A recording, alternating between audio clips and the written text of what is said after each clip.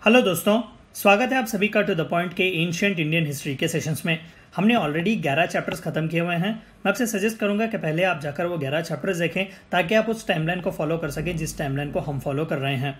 हमने 11 चैप्टर्स में देखा कि किस तरीके से इंपीरियलिस्टिक जो किंगडम्स हैं वो आते हैं। हमने गुप्तास के बारे में बात किया, हमने बात की कि किस तरीके से शातवाहना और फिर कुषाण जैसे एम्पायर्स आते हैं। हमने 11th चैप्टर में साउथ इंडिया की एंशिएंट हिस्ट्री के बारे में बात किया जहां पर पल्लवास और चालुक्यास भी आते हैं। आज जो हमारा चैप्टर है वो आखिरी चैप्टर है एंशिएंट इंडियन हिस्ट्री के सेशंस का, क्योंकि यहाँ पर हम हर्षा के बारे में बात करेंगे जो कि ट्रांजिशन माने जाते हैं एंशिएंट टू मिडिवल इंडिया। तो आइए आज का चैप्टर हम हर्षा के बारे में बात करते हैं। वही हर्षा इज सिग्निफिकेंट, किस लिए हर्षा के रूल को जो है वो सिग्निफिकेंट माना जाता है। देखिए, he was the part of last great Hindu kingdom in ancient India. Later it was Rajput to dominate smaller kingdoms after his death. हम गुप्तास के बारे में जब बात करते हैं तो कहते हैं कि it was golden phase of India, क्योंकि गुप्तास के पीरियड में हमें बहुत ही डेवलपमेंट देखने को मिलता है। भले ही वो आर्ट एंड आर्किटेक्चर हो, भले ही कंस्ट्रक्शंस हो, रॉयल पैट्रोनेज हो जिस तरीके से उन्होंने ब्राह्मणिज्म को दिया हुआ था, और खासकर रामायण और महाभारत जैसे एपिक्स भी कंपाइल किए गए थे। तो गुप्तास जो थे वो लास्ट फेज था इंपीरियल इंडिया का, यानी कि नॉर्थ इंडिया का आर्यवर्त जिसके बारे में हम कहते हैं। तो गुप्तास के बाद उस इंपीरियल टच को देने वाले हर्षा थे, और हर्षा जो थे वो लास्ट हिंदू किंग थे। इसके बाद जो है मिडिवल इंडिया स्टार्ट होता है जहां पर ज़्यादातर मुगल्स डोमिनेट करते हैं, जहां पर ज़्यादातर इस्लामिक किंगडम्स जो है जिसे हम ममलुक डायनेस्टी वगैरह जो है वो डोमिनेट करते हैं। हम आगे के सेशंस में इसके बारे में बात करेंगे। तो यहाँ पर हर्षा जो थे वो आखिरी हिंदू राजा थे हु रूल्ड इंडियन लैंड्स, तो इसलिए जो है उनका रूल बहुत ही सिग्निफिकेंट माना जाता है। He was last king in ancient history who attempted to unite north India. हमने देखा कि पुलकेशिन के फाइट के बाद जो है नर्मदा को एक बाउंड्री की तरह देखा जाता है, यानी कि नॉर्थ और साउथ के बीच एक क्लियर डिवीजन था। तो Harsha was the last Hindu king who actually, या फिर Harsha was the last ancient Indian king who tried to unite the entire India. लेकिन he failed a little bit, but still उन्होंने पूरे नॉर्थ इंडिया को एक हिस्से में बनाया हुआ था। यानी कि यहाँ पर कलिंगा उड़ीसा से लेकर जो है यहाँ पर नॉर्थ में नॉर्थ वेस्ट जो रीजन जो था आज का पाकिस्तान और अफगानिस्तान, वहाँ तक के एरियाज को इन्होंने रूल किया हुआ है। Last king to attempt to resolve sectarian conflicts. हम आगे के स्लाइड्स में देखेंगे कि किस तरीके से महायान बुद्धिज्म में 18 सेक्ट्स हुआ करते थे। तो इस सेक्टेरियनिज्म के डिफरेंस को भी सॉल्व करने की कोशिश करने वाले हर्षा थे। Post mighty Guptas the last imperial king to reign Indian lands. तो ये थे चंद फैक्टर्स क्यों हर्षा का रूल जो है वो सिग्निफिकेंट कहा जाता है, और किस लिए हिस्टोरियंस जो है हर्षा को एक इंपॉर्टेंट चेन या फिर लिंक की तरह मानते हैं एंशिएंट और मिडिवल इंडिया को। Who was Harsha? तो आइए हर्षा के बारे में जानते हैं। देखिए, इनका टाइमलाइन जो है वो 606 AD से 647 AD तक रखा जाता है, यानी कि वो कंटेम्प्रेरीज थे पल्लवास और चालुक्यास के साउथ में। Post Gupta several independent kingdoms came on scene. बिल्कुल 6th सेंचुरी AD के आते आते गुप्तास जो एक इंपीरियल पावर था वो डिक्लाइन हो जाता है। तो छोटे छोटे जितने भी किंगडम्स थे वो एरप्ट होने लगते हैं। He belong to Pushyabhuti dynasty of Thanesar who were feudatories of Guptas. तो हर्षा जो थे वो पुष्यभूति डायनेस्टी को रिलेट करते थे, जो कि छोटे फ्यूडेटरीज थे गुप्ता रीजन में। थानेसार जो है जो आज का हरियाणा का जो एरिया है वहाँ पर है। तो हर्षा जो है वो एक छोटे से फ्यूडेटरी डायनेस्टी पुष्यभूति डायनेस्टी को रिलेट करते हैं। There was a tussle between Gaudas of Bengal, Maitrikas of Vallabhi and later Guptas of Magad।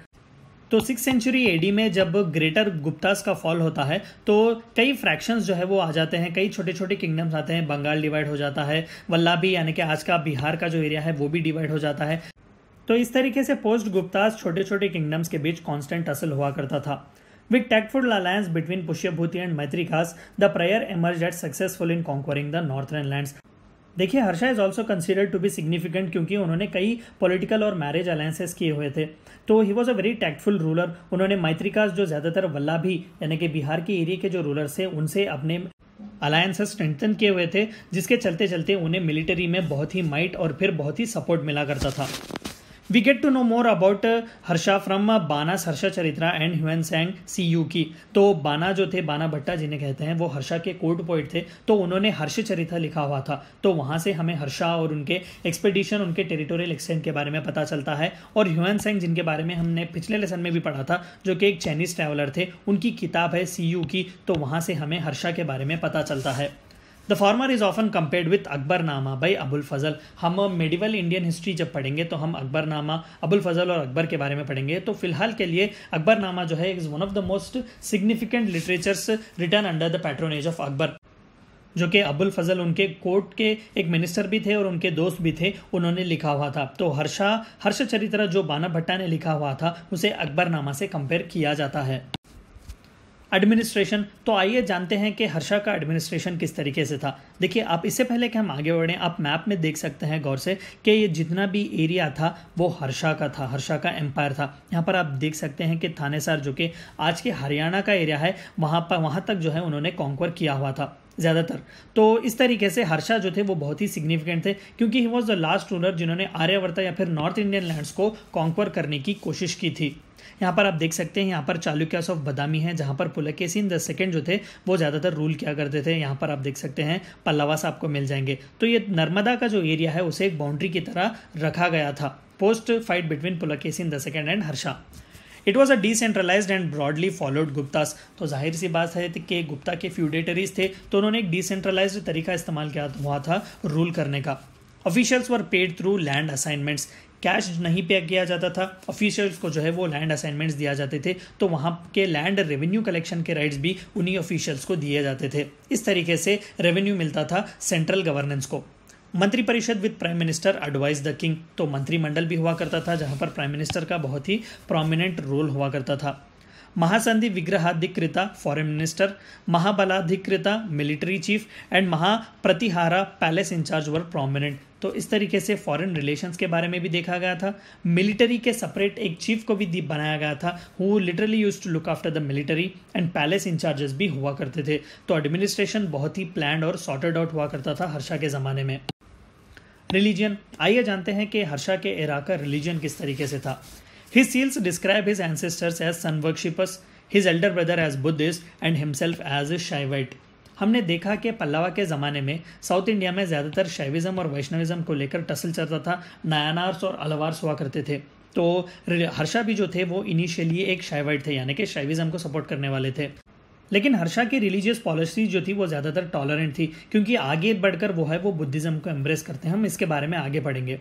His land grant inscription describes him as Parama Maheshwara, supreme devotee of Shiva.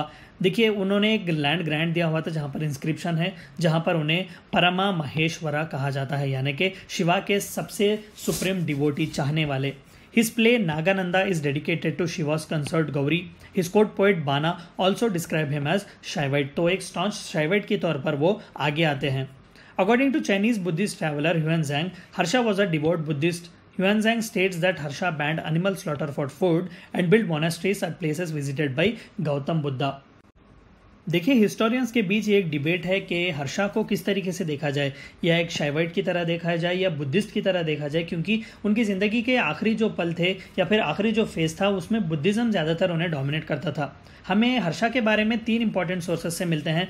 पहला तो बाना भट्टा ने लिखा हुआ था हर्षा चरिता, उससे मिलता है। दूसरा जो है ह्यूएनसैंग का सीयू की, और तीसरा जो है पुलकेशिन द सेकंड के कोर्ट पोएट हुआ करते थे रवि कीर्ति। तो रवि कीर्ति जो है आईहोले में उन्होंने एक इंस्क्रिप्शन, एक प्रशस्ति लिखवाई थी पुलकेशिन द सेकंड की विक्टोरी के बारे में।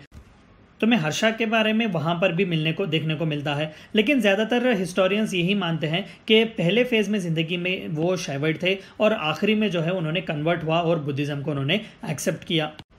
तो जाहिर सी बात है कि हर्षा जो थे वो एक टॉलरेंट रिलीजियस पॉलिसी फॉलो किया करते थे। मिलिट्री कॉन्क्वेस्ट, तो आइए उनके मिलिट्री कॉन्क्वेस्ट के बारे में जानते हैं। He went on to defeat all his contemporaries, but painful were Sasankas of Bengal, with whom he fought for 30 years। यानी कि जितना भी नॉर्थ आर्यवर्ता का रीजन हमने देखा, तो बंगाल के रीजन में वहाँ पर ससांका डायनेस्टी जो थी वो हुआ करती थी, जो सबसे ज़्यादा पेनफुल माना जाता था हर्षा के लिए, क्योंकि 30 साल उनसे कांस्टेंट लड़ाई थी हर्षा की। Defeating rulers of Sindh, Punjab and Kashmir, he was bestowed title lord of आर्यवर्ता।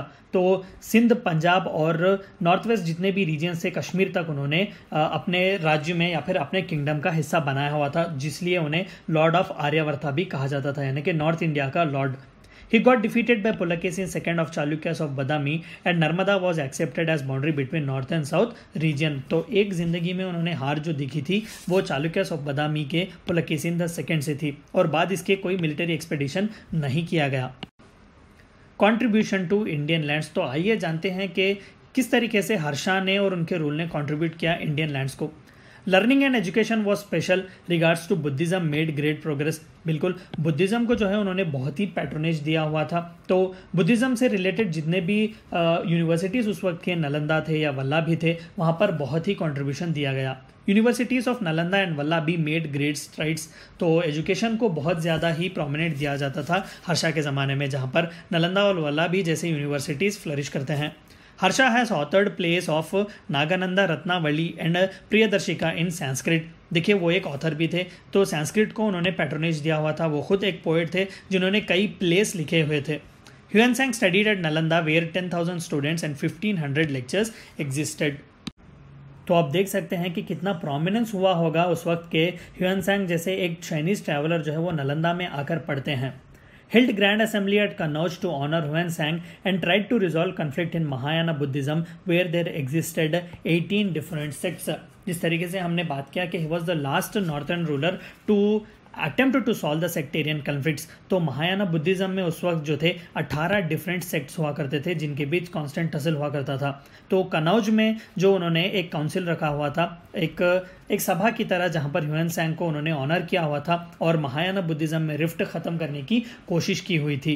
Kannauj के इस असेंबली के बाद उन्होंने ज़्यादातर अपने वेल्थ को जो है गरीबों में बांट दिया था। तो he was such a great ruler. इसीलिए जो है हिंदुस्तान के हिस्ट्री में जो है हर्षा को ट्रांजिशन माना जाता है एंशिएंट टू मेडिवल। बाद हर्षा के ज़्यादातर मेडिवल इंडिया में राजपूत जो है वो ज़्यादातर एक हिंदू माइटी किंग्स के तौर पर आते हैं, क्योंकि ज़्यादातर मेडिवल इंडिया का जो एरा है वो इस्लामिक किंगडम्स या फिर इस्लामिक रूल्स से डोमिनेट करती हैं। हम आगे के सेशंस में मेडिवल इंडियन हिस्ट्री के सेशंस में इसके बारे में पढ़ेंगे। तो ये थी चंद बातें आपको जाननी थी एंशिएंट इंडियन हिस्ट्री के बारे में और हर्षा के बारे में और किस तरीके से Harsha was transition. I hope कि आपको वीडियो पसंद आया होगा और समझ में आया होगा। Thank you for watching my video.